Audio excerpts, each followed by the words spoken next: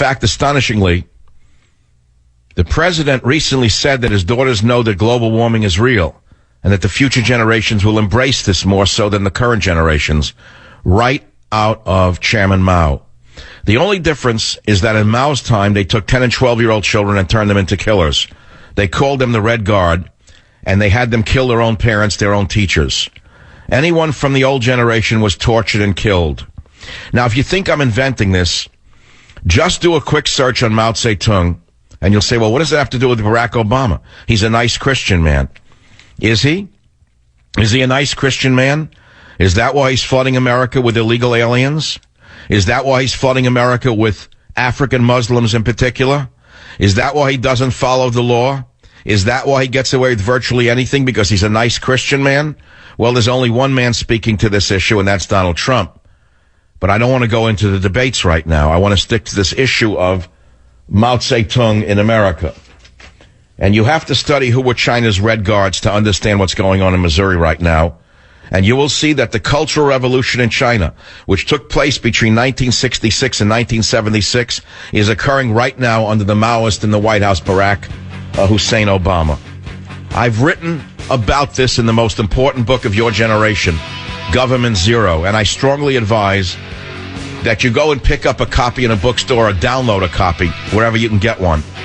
Because if you think this is going to end in Missouri, I've got another guest coming for you. Because it's coming to a town council near you, an elementary school near you. These Red Guards must be stopped by you. Join the Savage Nation. Call now, 855-400-SAVAGE, 855-400-7282. Savage. We recognize the shortness of the hour, and that's why we as a remnant want to be faithful in these days and do what it is that the Holy Spirit is speaking to each one of us to be faithful in the kingdom and help bring in as many as we can, even among the Jews. Share Jesus Christ with everyone that we possibly can, because again, he's coming soon. That's Michelle Bachmann, who was espousing the same conversion message as ISIS without the sword. Without the knife. But she's no different. Isn't she saying convert? She didn't say convert or die like they do, but is she not on the same road as ISIS? You're not offended by this? How do you feel about a thing like this? We're also talking about the so-called political correctness, which is running amok in America today. And it's not political correctness. Stop using the word political correctness. Don't use the word PC. That tends to minimize these dangerous, evil people. It is not PC. It's not cute. These are America's Red Guards, and they're being, as far as I can tell, this is coming out of the White House. One day we'll probably know the truth. One day we'll find out that there's an entire office somewhere running these protests around America. Now, we're going to talk about these topics because they're so important to what's going on now under the Ayatollah in the White House. But I think the Bachmann comment is one that is worthy of discussion as well. And that is to say Jews should be converted to Christianity. At a time like this is what Bachmann comes up with? What do you feel about that? Do you feel that she certainly has freedom of speech, but how do you feel about a person who, I think she's still in Congress, saying a thing like that? WABC, Oscar, how do you feel about Bachmann saying that we need to bring Jews into the message of Jesus Christ? I'm actually really annoyed and actually really upset that a congresswoman going on our dime is going to overseas to the Jerusalem and essentially just saying, hey, you know what? It's getting to the point where it's so bad that instead of actually doing something, we're just going to try to convert you into Christianity so you can be saved for the afterlife. I think she needs to get out. We don't need people like that in the United States running government. We need somebody else that's going to get in office and actually try to... You made your point. Okay, I got it. You're a little okay. WFTL, Jack, how do you feel about Bachmann's comments? I'm Jewish, and it doesn't bother me at all. I wish Christians would convert to being Jewish. As long as they don't put... When you say the difference between her and ISIS is the knife to the throat, yeah, that's the biggest difference you can imagine. I think Buddhists want people to become Buddhist. I, as a Jew, when my sister-in-law became Jewish, I was happy. I'm not saying I'm obnoxious. What you don't understand, and you're ignorant of your own religion, is that Judaism is not a conversion religion. Judaism does not have messianic preachers going around telling people to become Jews. You don't even know that about Judaism. I do know that about it, and one of the reasons we don't, because we used to, is that it always turned out pretty badly for us. For example, Herod, Antipas, and Herod were both forcibly converted Jews. So, by the way, one of the reasons why Jews don't do it is it was forbidden under Islamic and Christian law for Jews to seek converts. Ruth, who is the progenitor of the Messiah, was a convert. So wait, okay, so you do know the history of Judaism, and you're not offended by Bachman saying that they should convert Jews to Christianity? No, there's always been, for 2,000 years, Christians believe that the only way to be saved, the only way to go to heaven, is to become a Christian, no matter what you are. If you're a good person, bad person, doesn't make a difference. I don't believe that, but as Ed Koch once said, when you die and you get to heaven, you'll ask God, hey, have you ever been there before? If he says yes, oops, I was wrong. If he says no, I was right. This doesn't offend me. What offends me is what's happening in the Middle East among people who you don't have a choice, or you have to pay a special tax in Muslim countries called the jizya. I am very knowledgeable about the history of my people and my religion.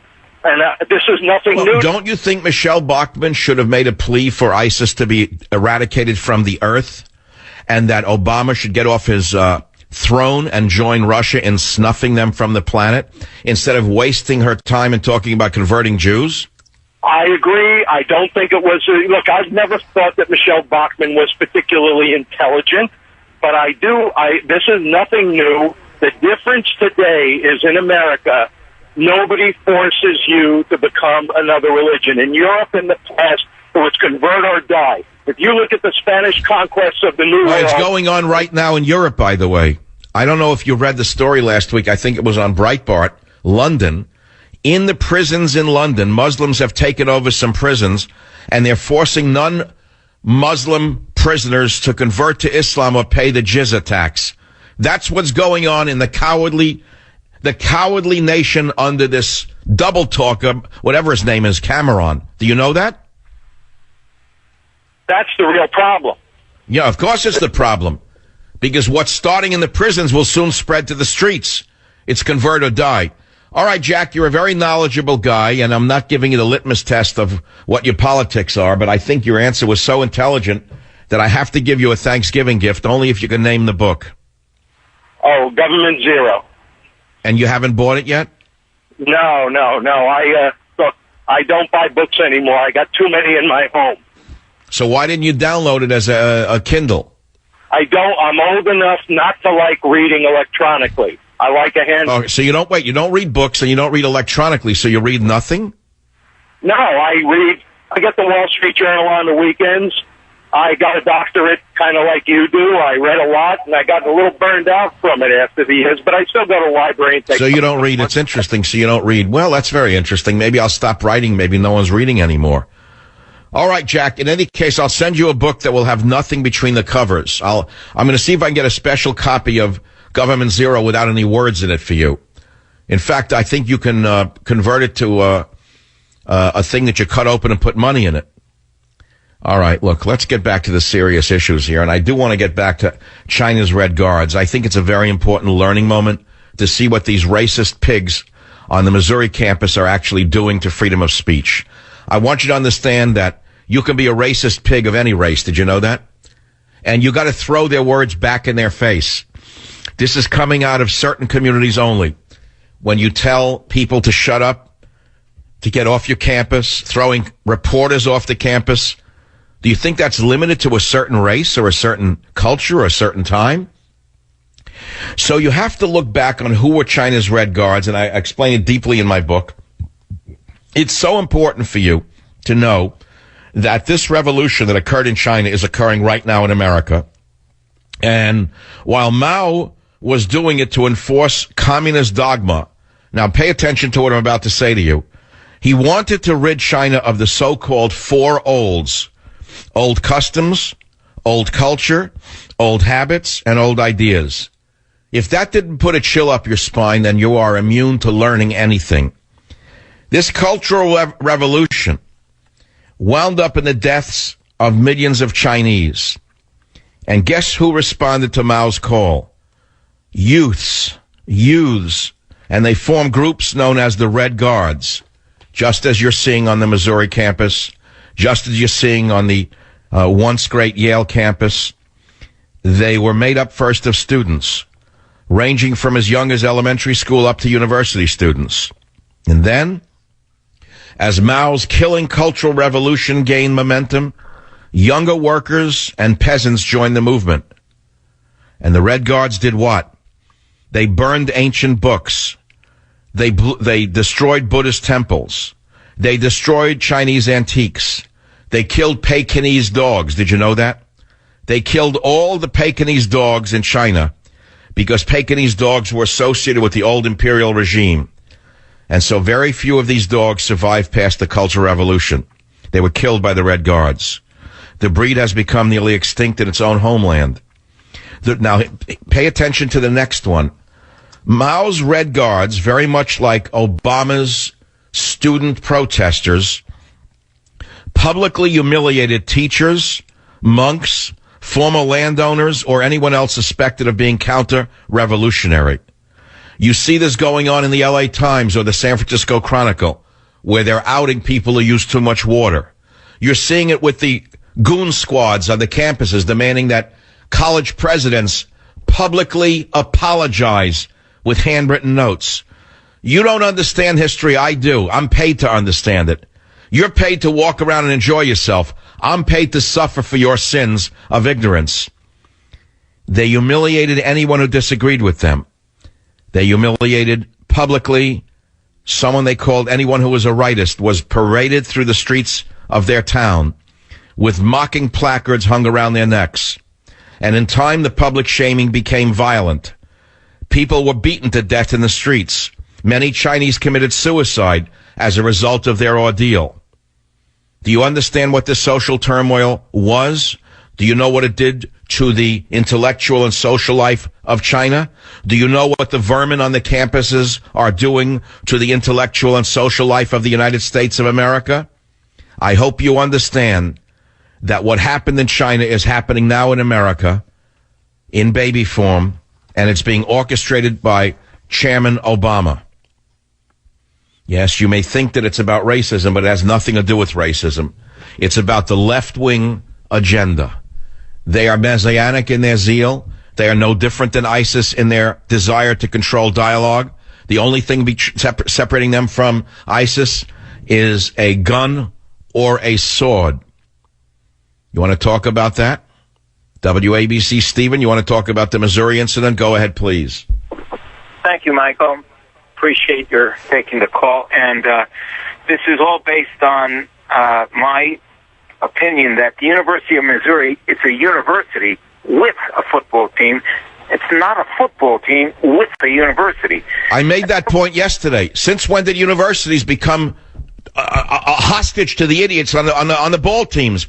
You know what you say to them? Tell you what, we're ending football. Go home. You're finished. Get out of here. It's a university. You're telling me a student in astrophysics has to now take a course in affirmative action and listen to the wonders of reality here? The fake reality that they put out? My proposal, and I'd like to know what you think of it. Here's a proposal. Get rid of the sports on colleges and don't take the dummies in. That's all. Let the dummies go somewhere else. I have a proposal I would like you to listen to. Can I read this to you? Go ahead. Thank you so much, sir. First of all, they've got to hire a PR firm to describe to the media what they're going to do, and then they've got to make a business plan to absorb the losses that they're going to take during the suspension of football at the University of Missouri. They suspend the football season, and they bring in a small police and National Guard contingent. They offer the students involved the opportunity to continue as students, or that's it, they're expelled. And they would be subject to the laws keeping the campus safe for all the other students that are not football, players. Yeah, I understand. Most athletes are stupid. Everybody knows that they're admitted.